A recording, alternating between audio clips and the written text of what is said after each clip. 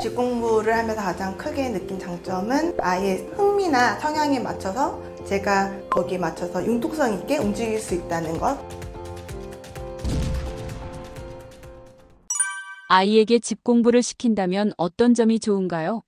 집 공부를 하면서 가장 크게 느낀 장점은 아이의 흥미나 성향에 맞춰서 제가 거기에 맞춰서 융통성 있게 움직일 수 있다는 것. 그래서 아이가 몰입의 시간에 자유롭다는 게 집 공부의 가장 큰 장점이 아닐까 싶어요. 예를 들면 아이가 유치원 시기에는 어린이집 다닐 때에는 아들 엄마들은 공룡의 종류에 대해서 다 외우거든요. 제가 지금 10몇 년이 지나서 기억을 잘 못하는데 파키케팔로사우루스나 켄타로 이런 식으로 시작을 해서 애니메이션도 공룡에 가는 게 엄청 많아요. 도감에 있는 공룡을 100가지 넘는 것들을 다 외우게 되거든요. 제 의지와 상관없이. 분명 저랑 같은 경험들이 아들 엄마들한테는 계실 거예요. 그래서 그때는 공룡에 관해서 알아보기 위해서 책도 정말 많이 봤고 관련된 애니메이션이나 다큐멘터리도 많이 보게 되었고 전국 각지를 돌아다녔던 것 같아요. 공룡 박물관을 다니느라고. 그래서 고성이며 강화도며 이렇게 박물관도 다녀오고 석고로 공룡 화석도 만들어 보고요. 여러 가지 체험이며 독서며 이렇게 연기 활동을 많이 했었던 것 같은데 그때는 그냥 아이랑 지내는 시간이 많았기 때문에 아이랑 시간을 때우기 위해서 그냥 아이가 좋아하는 취미 위주로 했던 활동이라고 생각을 했었는데 지금 생각해 보니까 그게 집 공부의 시작이었던 것 같아요. 그래서 아이가 관심 있는 것을 주제로 좀 더 심화 있게 할 수 있도록 유도를 했었던 거죠. 지금 생각해 보니까 공룡이 취미가 아니라 아이에게 지식을 쌓아줄 수 있는 탐험으로 갈 수 있는 입구 정도가 되었지 않았나 싶습니다. 그래서 초등 남자 친구들은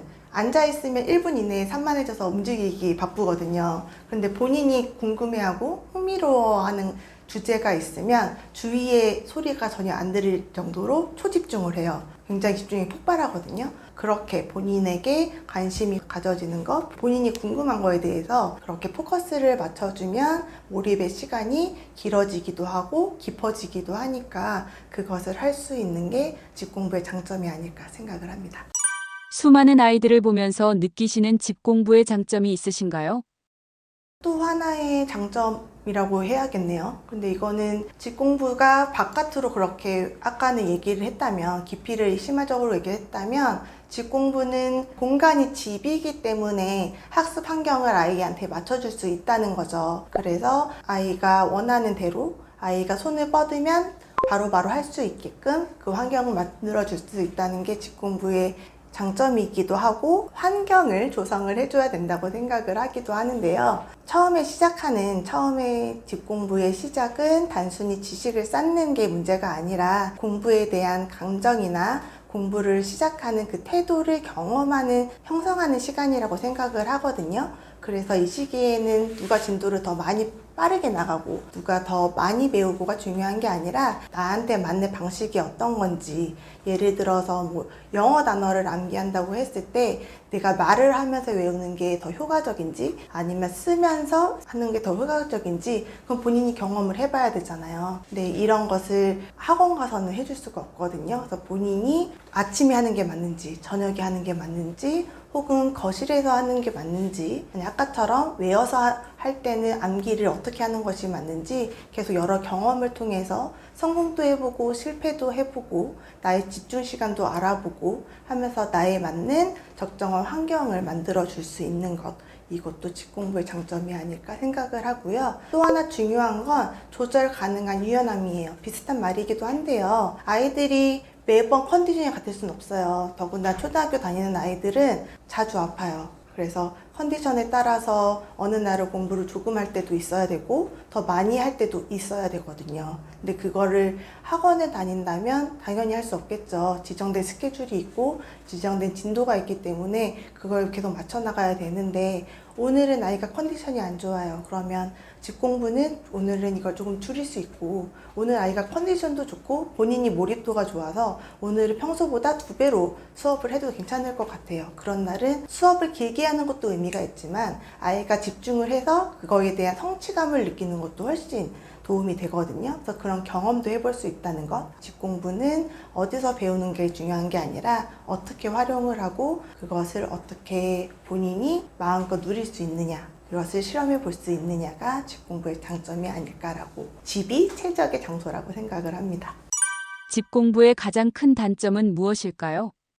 반대로도 얘기할 수 있는데 루틴을 잡는 게 제일 힘들어요. 제가 가장 중요한, 집 공부에서 가장 중요하게 여기는 것 중에 하나이기도 한데요. 그 루틴을 잡는 게 사실은 제일 힘들어서 부모님들이 학원을 보내는 첫 번째 이유기도 하거든요. 매일 꾸준히 아이가 습관을 들여서 했으면 좋겠는데 그게 잘 안 돼요. 그래서 학원을 보내면 지정된 시간에서 지정된 스케줄대로 아이가 진도를 나가기 때문에 부모님들이 그것을 믿고 학원을 보내시는 건데, 저도 사실은 그게 제일 힘들었어요. 그래서 공부방을 했던 이유가 그 시간엔 제가 그 자리에 앉아 있잖아요. 그러면 학생들도 오지만 저희 아이들도 그 자리에 앉아 있기 때문에 그것을 노리기 위해서 공부방을 시작한 건데, 루틴을 잡는 게 사실 어렵기는 한데 사실 그게 제일 중요하기도 해요. 그래서 공부가 아이에게 무조건 해야 되는 것만으로 자리를 잡는다기보다 하루의 일상의 습관으로, 그냥 일종의 루틴으로 자리를 잡았으면 좋겠거든요.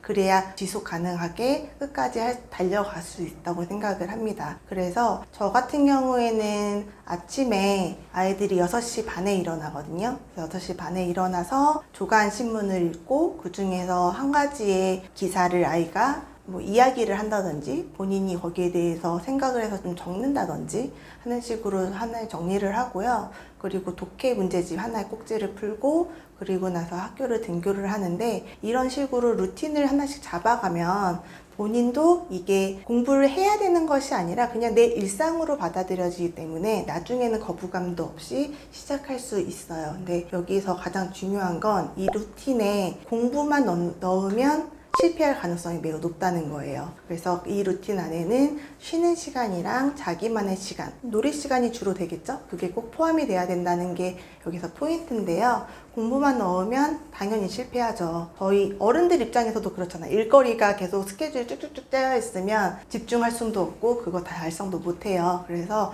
공부와 놀이와 휴식이 균형이 잡히는 구조를 이루어야 오래 갈 수 있습니다. 그래서 아이의 입장에서도 견딜 수 있는 공부가 되는 거거든요.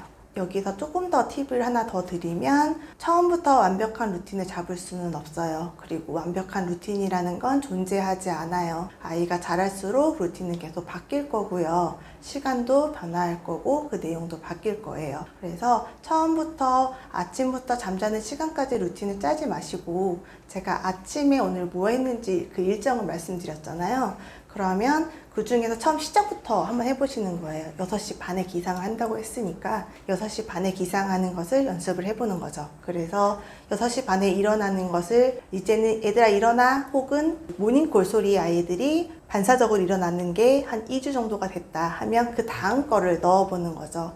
꼭 신문 기사일 필요는 없고 아이들과 함께 의논을 해보셔서 이 다음에 뭘 하면 좋을까, 시간이 좀 남는데 이 시간에 우리가 공부해야 될 걸 하나를 앞당겨서 해보는 건 어떨까, 이런 식으로 아이들과 이야기를 나눠서 조금씩 작고 짧고 구체적으로 하나씩 얹어가는 느낌으로 하시는 걸 추천드려요.